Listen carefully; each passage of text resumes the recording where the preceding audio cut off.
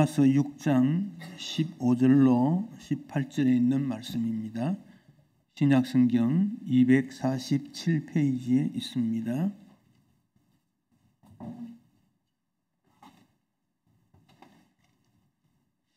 로마서 6장 15절로 18절에 있는 말씀, 함께 말씀을 읽겠습니다. 그런즉 어찌하리요? 우리가 법 아래 있지 아니하고 은혜 아래 있으니 죄를 지으리요? 그럴 수 없느니라. 너희 자신을 종으로 내주어 누구에게 순종하든지 그 순종함을 받은 자의 종이 되는 줄을 너희가 알지 못하느냐? 혹은 죄의 종으로 사망에 이르고 혹은 순종의 종으로 의에 이르느니라. 하나님께 감사하리로다.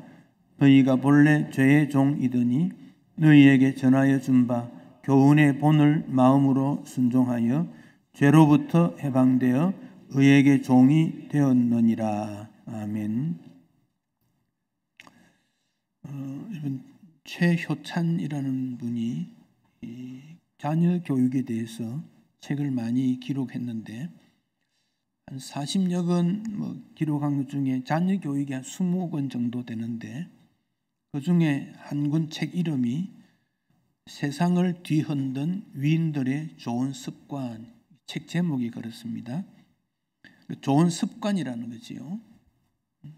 위인들의 좋은 습관, 어떤 위인인가 세상에 영향을 주었던 그런 위인들의 좋은 습관이라는 책인데, 어릴 때 몸에 배인 좋은 습관이 사람을 훌륭하게 만들었다. 그런 핵심입니다.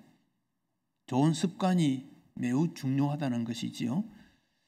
그 책에서 톨스토이를 소개하고 있는데, 원래 톨스토이가 단점이 참 많았다 그래요. 그런데 그가 세계적인 소설가, 사상가가 된 이유는 63년 동안 매일 일기를 썼다 그래요. 63년 동안 매일 일기를 쓰니까 자기를 돌아보고 단점과 약점을 보완해서 참 위대한 인물이 되었다. 그렇게 말합니다.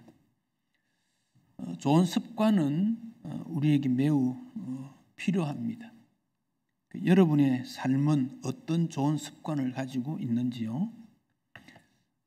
이 좋은 습관과 또 하나는 이 습관을 어떻게 지속할 것인가, 이 두 가지가 우리에게 주어진 과제입니다.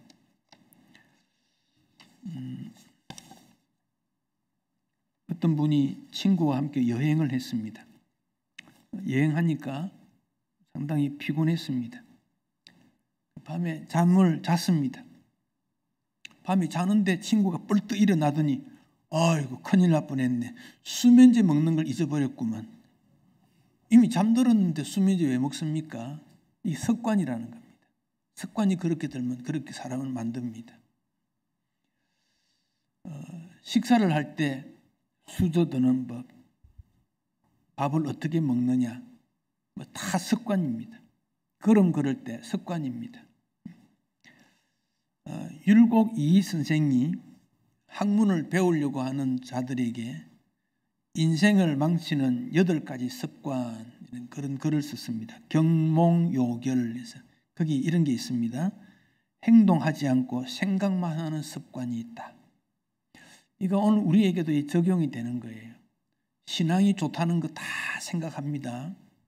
섬기는 것 좋고, 예배 드리는 것 좋고, 기도하는 것 좋고, 이웃 사랑해 좋고 다 하는데 생각만 하고 몸에 배이지가 않았어요.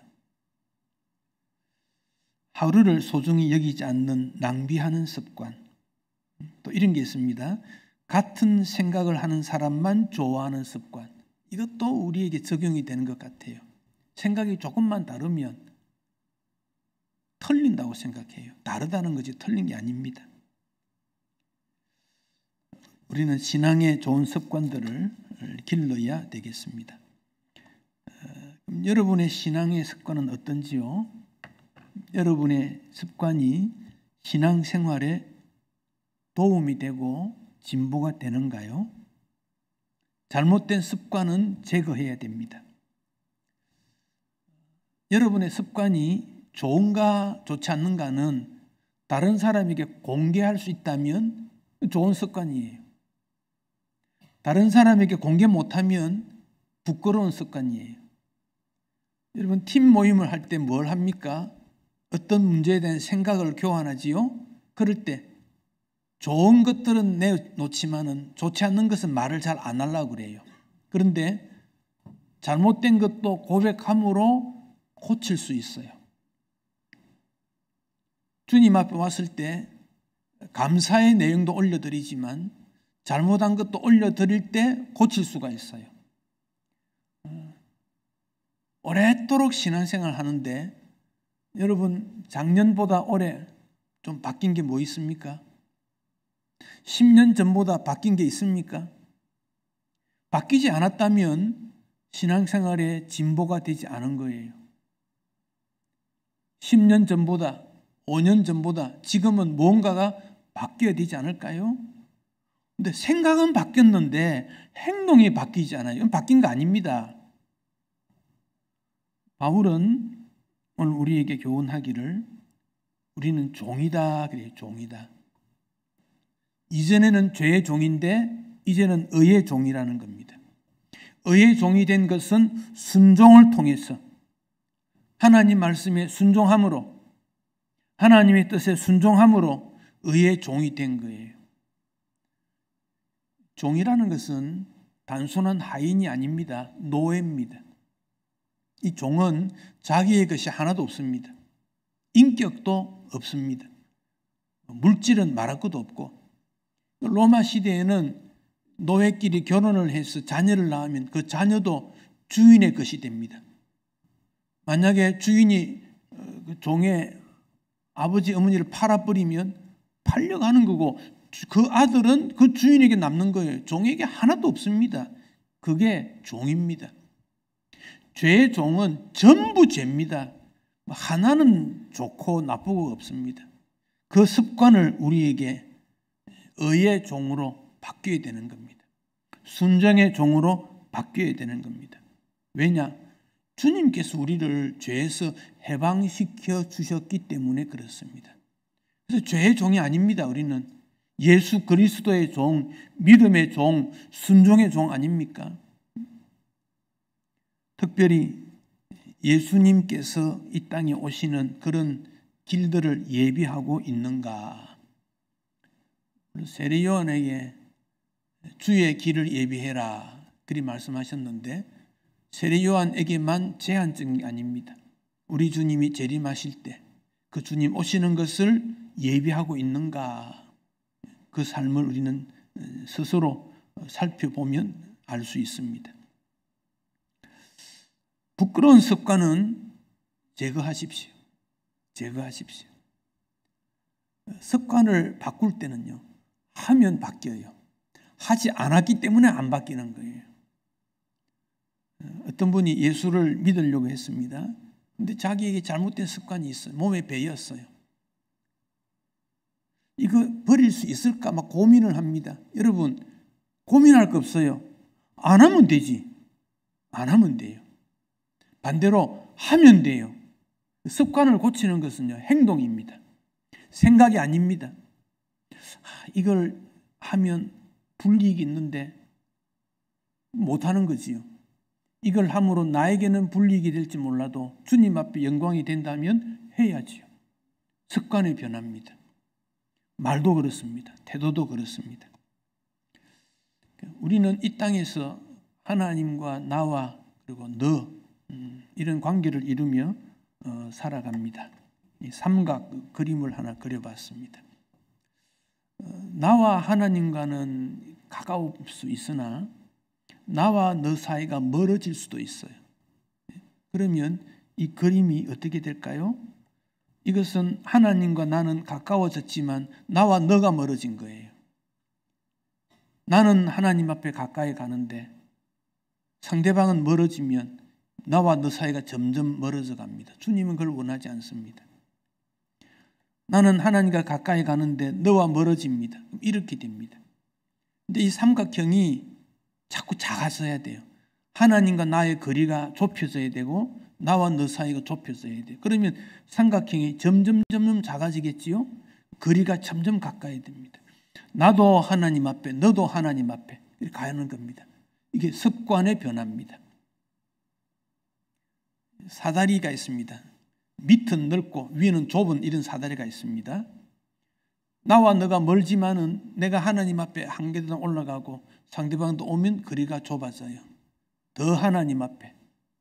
그래서 나와 너 사이가 가까이 되는 것이 신앙생활에 있어서의 열매입니다. 열매입니다. 그게 표현되는 게 사랑이고 용서고 이해 아닙니까? 이게 습관에서 나옵니다. 거룩한 습관입니다.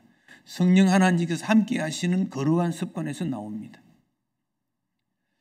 영적 진보를 가로막는 일들이 불신, 불평, 원망 이런 것들은 영적으로 진보하지 못합니다. 이게 습관화됩니다. 이스라엘 백성들이 광야 생활의 특징이 불평, 원망이었다고 민수기에서 그리 말합니다. 민수기는 이스라엘 백성들의 광야의 일기와 같습니다. 어디에서 어떤 일이 일어났는데 어떤 반응을 보였더라. 그게 민수기입니다. 그런데 그들이 뭐라고 불평합니까?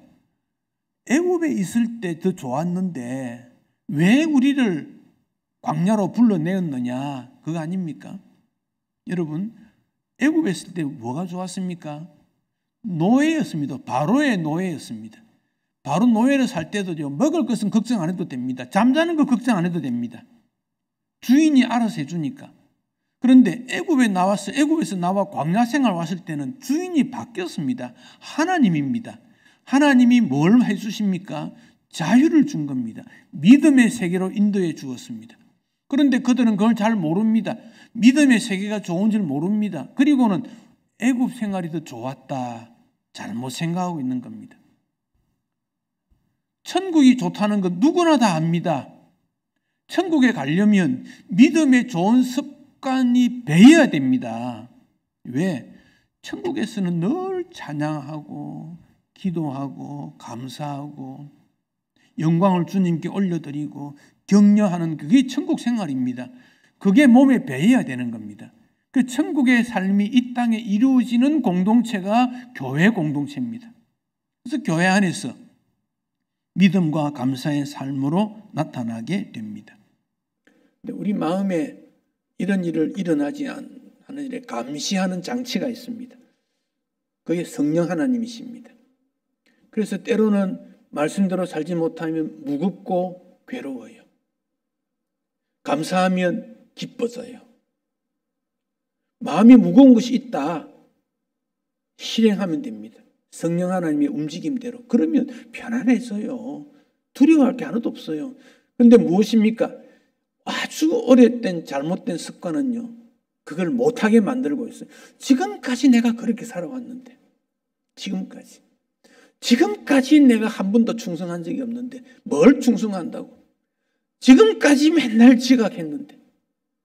믿음 생활할 때 주님 앞에 충성 안 하면 적각 하나님이 딱 매를 쳐버리면 정신을 번쩍 차릴 텐데 주님은 그렇게 하지 않습니다. 왜? 우리를 인격적으로 대하기 때문에. 스스로 고치라고 하시는 거예요. 그때까지 기다려주시는데 그거를 모르고 그래요. 자녀가 어렸을 때는 잘못하면 부모가 매를 딱 칩니다. 그러면 정신을 번쩍 차리지요. 그런데 나이가 들면 부모가 그렇게 하지 않지요. 스스로 고칠 때까지 기다립니다. 부모가 인격자이기 때문에 그래요. 하나님이 그렇게 하시는 것을 생각해야 됩니다. 그 점을 우리가 놓치면 안 됩니다. 신앙의 좋은 습관을 가져야 됩니다. 자, 16절 말씀 같이 한번 읽겠습니다. 너희 자신을 종으로 내주어 누구에게 순종하듯이 그 순종함을 받는 자의 종이 되는 줄 너희가 알지 못하느냐. 혹은 죄의 종으로 사망에 이르고 혹은 순종의 종으로 의에 이르느니라.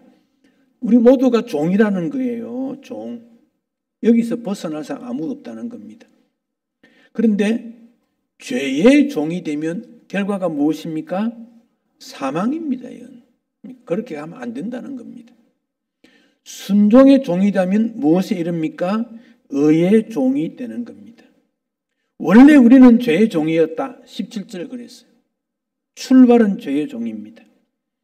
그러나 우리에게 전해준 하나님의 말씀 17절에 보면 교훈의 본을 마음으로 순종하여, 하나님 말씀에 순종하여 죄로부터 해방되어 의에게 이르게 된다. 그러니까 말씀에 순종함으로 의의 종이 되는 겁니다. 한국 교회는 좋은 신앙의 전통이 많습니다. 한국 교회 역사가 한 130년 정도밖에 안 됩니다. 실제로 복음이 전파된 역사는 해방되고부터 시작하면 80년밖에 안 됩니다. 그런데 세계 교회가 깜짝 놀랄 만큼 크게 성장했습니다. 왜 그럴까요? 순종했기 때문에 그렇습니다. 네비우스라고 하는 선교사가 중국에 와서 선교하다가 그분이 한국에 왔어요. 그래서 한국교회 지도자들이 물었습니다. 어떻게 하면 교회가 부흥할 수 있나요? 네비우스라는 선교사가 4가지 가르쳐 줬는데 그 중에 한 가지가 자립입니다. 그래서 시골 교회, 어려운 교회도요, 자립하기 위해 쌀을 모으고 생활비를 내고, 그게 성미 아닙니까? 성미제도. 자립해야 됩니다. 그래서 한국교회가 헌신을 통해서 땅을 내고 교회를 짓고 그렇게 해서 성장하게 된 게 한국교회입니다. 그래서 한국교회는 주의를 거룩히 지킨다, 11조를 하나님 앞에 철저히 행한다, 새벽 기도를 삶의 습관으로 삼는다, 이런 신앙생활을 철저히 했습니다. 합천에 가면요, 배추달이라는 집사가 있었는데 아주 시골입니다. 거기는 지금도 교회가 있습니다. 고신 소속 교회인데요, 꼴목꼴목 아주 조그만데 주일 아침에 교회 가려고 하니까 공산당들이 그때 밀고 내려왔을 때 그 공산당들이 머문 앞에 청소하고 그리고 예배드리러 가라고. 청소하면 예배 시간 늦다는 걸 알고 의도적으로 그런 거지요. 예배드리고 와서 하지요. 지금 바로 해야 된다는 거예요. 그래서 배집사가 이게 시험이구나, 안 됩니다, 예배 먼저 드리고 청소하겠습니다. 그래서 죽은 거 아닙니까? 한번 생각해 보십시오. 청소 좀 하고 조금 늦게 갈 수도 있지요. 얼마든지 요령 있게 할 수 있지요. 그러나 그의 마음에 예배가 제1순위인데, 하나님 섬기는 게 제1인데 타협하지 않겠다는 마음으로, 그래서 순교가 나온 거 아닙니까? 그게 한국 교회를 이렇게 만든 거 아닙니까? 땅을 헌신 내고 재산을 내고 그래서 교회를 세우지 않습니까? 근데 지금은 그런 헌신이, 순종이 일어나지 않습니다. 그때보다 훨씬 더 삶은 좋아졌습니다. 훨씬 더 풍요로워졌습니다. 그러나 일하지 않으려고 합니다. 한국교회의 좋은 전통이 무너져 갑니다. 한국교회가 침체한다 그럽니다. 성장하지 않고 제자리 걸음이 침체입니다. 제자리 걸음은. 모든 사회는 발전해 가는데 교회는 그 자리에 있으면 침체지요. 조금 더 지나면 떨어집니다. 못해집니다. 타락됩니다. 이것을 고치는 방법은 무엇입니까? 순종입니다. 하나님 말씀에 순종하면 돼요. 이전 교회 지도자들의 모습을 생각해 보십시오. 이전 교회를 어떻게 섬겼는지 조금만 돌아보면 알 수 있습니다. 너희 자신을 의의 종으로 내어놔야 된다. 의의 종이 되어야 된다는 겁니다.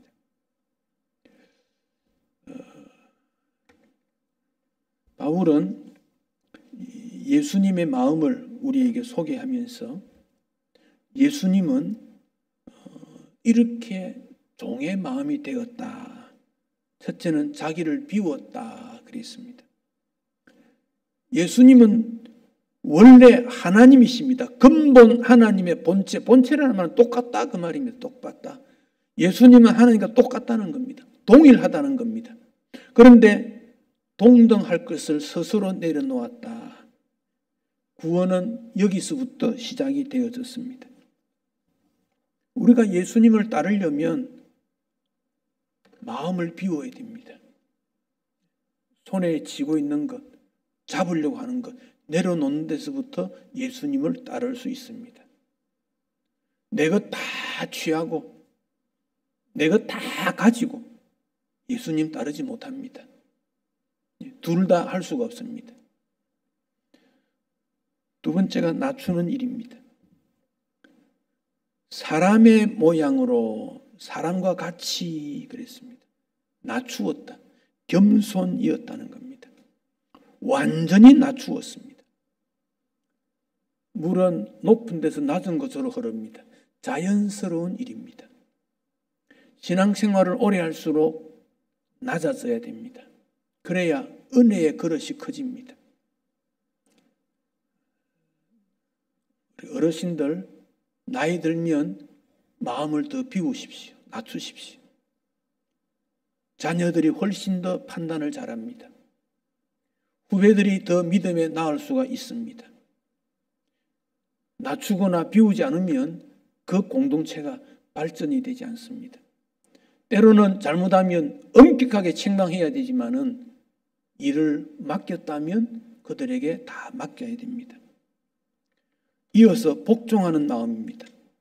우리 예수님은 십자가에 죽기까지 복종하셨다. 교회 지도자는 비우고 낮추고 복종하는 자를 말하고 있습니다. 그래야 예수님 따르는 거지요. 그들을 향하여 성도들이 따라오게 됩니다. 순종의 길로 가득 걸으신 예수님 생각해야 합니다. 고린도 교회에 독특한 문화가 하나 있었습니다. 여성들이 머리에 수건을 감싸야 된다. 11장에 그 내용이 나옵니다.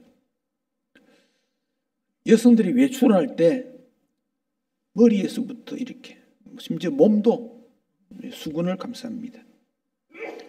아랍 문화권에는 이게 전통으로 내려왔는데 고린도에 그런 일이 있는 이유는 헬라 문화의 영향인데 개방된 문화가 들어오므로 수건을 쓰는 일을 하지 않게 되는 일이 일어납니다. 수건을 쓰지 않는다는 것은 머리카락을 깎는 것과 똑같은 관습으로 여겼습니다. 로마 시대 여자 노예들은 머리를 깎았습니다. 슬픈 일을 당했을 때, 가족 중에 누가 별세했거나 어려움을 당했을 때 머리를 깎았습니다. 가늠한 여인에게는 제사장이 머리를 깎았습니다. 슬픈 일이라는 겁니다. 근데 머리를 깎는다는 말은 잘못됐다, 무언가 모자라다, 요즘 말로 하면 순결치 못하다, 여성답지 못하다, 그런 의미로 그렇게 했습니다. 그래서 머리에 수건을 쓰면 순결과 정숙을 의미하고 있습니다. 그러면서 그 다음에 나오는 말씀이 남편에게, 남자에게 남자의 권위에 복종해라, 그런 말씀을 하십니다. 이게 오늘의 여성 해방에 대해서 굉장히 반대되는 개념 중 하나입니다. 그런데 해석을 했습니다. 바울이 여자의 권위는 남자에게 있고 남자의 권위는 그리스도고 그리스도의 권위는 성부 하나님이다. 왜냐? 하나님이 창조하실 때 남자를 창조하고 남자로부터 여자를 창조했기 때문이다. 그렇게 설명을 했습니다.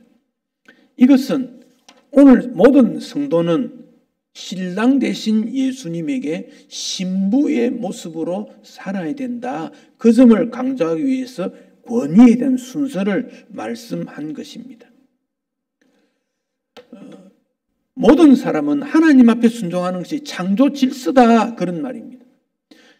그를 통해서 예수님이 우리를 사랑하듯이 우리는 주에게 복종함으로 구원을 이루는 거다. 그 점을 강조하고 있습니다. 예수님이 빌립보에 교회를 세우게 했습니다. 그래서 바울이 빌립교회 세웠지요. 바울이 빌립보 교회에 있을 때는 교회가 안정적이었습니다.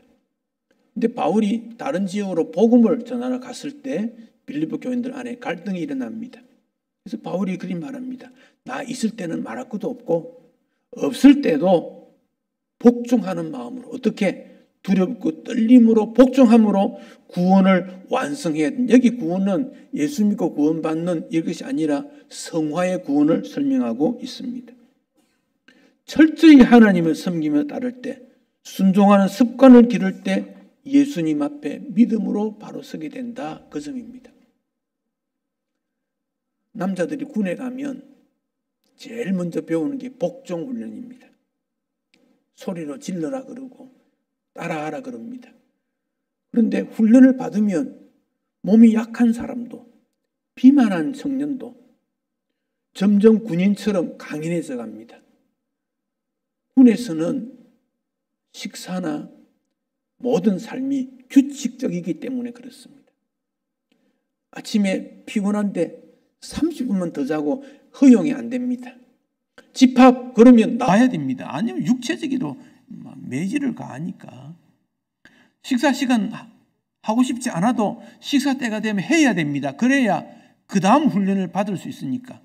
그래서 규칙적인 습관이 얼마나 중요한지 모릅니다. 우리가 주님 앞에 규칙적으로 믿음으로 훈련받으려면요, 기도하는 습관이 되어야 됩니다. 이거 자꾸 현대인들이 놓칩니다. 구하라, 찾으라, 문을 두드리라. 기도하라, 그 말씀이에요. 무엇을 구하고 무엇을 찾고 무엇 때문에 문을 열어야 되는지는 기도하는 사람이 압니다. 다윗이 사울 왕에게 도망을 다녔습니다. 거일라 지방에 가서 잠시 있다가 몸을 피한 적이 있습니다. 그리고 제3의 지역으로 갔습니다. 그런데 블레셋이 거일라를 공격했다, 그 정보를 듣습니다. 주님, 거일라에 있다가 나왔는데 그들이 나를 도와주었는데 어떻게 해야 됩니까? 다윗은 고민이 되어서 여호와께 물었습니다. 그랬더니 주님께서 도와주라 그럽니다. 그런데 부하들은 뭐라고 합니까? 아니 다윗이요, 지금 어떤 시대인데 그들을 도와준다는 말입니까? 군인도 적고 숫자도 안 되고 힘도 없는데 어떻게 돕는다는 말입니까? 사무엘상 23장 4절에 다시 묻자왔다, 기도했다, 그 말입니다. 여러분, 왜 하나님의 뜻을 모릅니까? 기도하지 않았기 때문입니다. 기도해야 하나님의 뜻을 알게 됩니다. 그런데 기도하면 해라 할까 두려워서 기도 안 하는 분이 있습니다. 얼마나 어리석습니까? 공부하는 것이 힘드는데, 공부하면 성적이 오를 텐데 힘들기 때문에 공부하지 않는다, 그런 자녀가 있다면 부모님이 어떻게 하겠습니까? 기도하면 주의 뜻이 나타나게 되는데 그건 쏙 빼고 다른 것만 기도합니다. 다른 것만. 하나님의 뜻을 구하는 기도를 해야지요. 그래야 응답이 있지요. 이미 하나님이 우리에게 말씀을 다 주어서 그렇게 살도록 하셨는데 실행하지 않는다는 겁니다.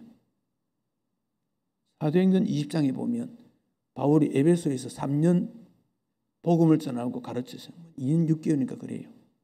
에베소를 떠나야 됩니다. 내가 떠나면 이리 때가 너희들 가운데 올 거다, 그런 말을 합니다. 잘못된 악한 영들, 비진리가 나오게 되고 영지주의자들이 등장해서 신앙을 혼탁하게 만드니까 바울이 하나님 앞에 기도했습니다. 그리고 말씀합니다. 여러분을 주와 그 말씀의 부탁을 드린다. 주님께 맡기는 건 말할 것도 없고 주님의 말씀을 근거해서 그렇게 합니다. 여호와께 묻고 하나님의 뜻을 앞세울 때 무엇을 따라야 될 것인지를 분별할 수 있습니다. 요나가 선지자 아닙니까? 선지자는 하나님의 말씀을 제일 먼저 받아야 됩니다. 그러나 그는 니느웨로 가서 복음을 전하는 것을 거부합니다. 하나님의 뜻을 따르지 않았습니다. 왜냐? 하나님의 뜻이 내 뜻과 달랐다는 거예요. 하나님의 뜻이 우리의 뜻과 달랐다는 겁니다. 그러면 어떻게 합니까? 내 뜻을 내려놔야지. 그런데 내 것을 계속 주장하고 있어요. 그거 믿음 있는 겁니까? 불신이지요. 하나님의 뜻을 앞세워야 믿음 있는 거 아니겠습니까? 우리 예수님께서 겟세마네 동산에서 베드로, 야고보, 요한을 데리고 기도하러 갔습니다. 그때 마음 상태가 고민하고 슬퍼했다 그랬습니다. 매우 고민이 되어서 너희들도 좀 기도해 달라 그랬습니다. 그러나 예수님의 마음의 뜻을 몰랐고 다 기도하지 못했지요. 아버지 이 잔을 옮겨 주십시오 그랬습니다. 결국 예수님은 아버지의 원대로 하옵소서, 하나님 아버지의 뜻을 앞세웠습니다. 여러분, 여러분의 생각보다 하나님의 뜻을 앞세워야 됩니다. 예, 그게 믿음입니다. 그게 헌신입니다. 내 뜻이 아닙니다. 내 상황이 문제가 아닙니다. 내가 가진 것 이것뿐이다. 주님은 그걸 묻는 게 아닙니다. 너의 믿음이 무엇이냐고 묻고 있는 겁니다. 하나님의 명령대로 따랐을 때도 어려움이 일어납니다. 아픔이 있습니다. 그러나 그 길로 가야 주님께서 응답해 주시는 것 기억하셔야 됩니다. 그 하나님의 뜻이 분명하다면 지켜야 됩니다. 실천입니다.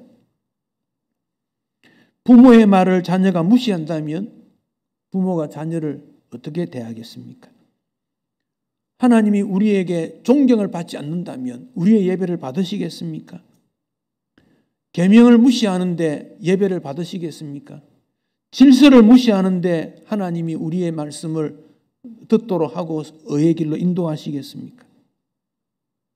순종은 그리스도인들이 반드시 길러야 될 습관입니다. 거룩한 습관입니다. 왜냐하면 의의 종이 되었기 때문입니다. 이제 가을이 되었습니다. 거룩한 습관을 다시 한번 회복해야 되는 계절입니다. 기초로부터 다시 시작하십시오. 나는 이 정도 신앙생활을 했으니까 안 해도 될 거야. 그 대상에서부터 열외야 열외, 나는 안 해도 돼. 그런 사람은 아무도 없습니다. 믿음에 오랜된 분일수록 거룩한 믿음의 습관에 더 철저히 서야 합니다. 예배에 대해서, 기도에 대해서, 섬김에 대해서, 말씀에 대해서, 복음 전파에 대해서, 헌신에 대해서 더 철저히 습관화시킬 때 거기에 진보가 있고 열매가 맺히게 됩니다. 하나님께서 오늘 나에게 뭘 원하실까? 기도하는 중에 그 뜻을 찾고 실천할 수 있기를 축복합니다. 기도하겠습니다. 하나님,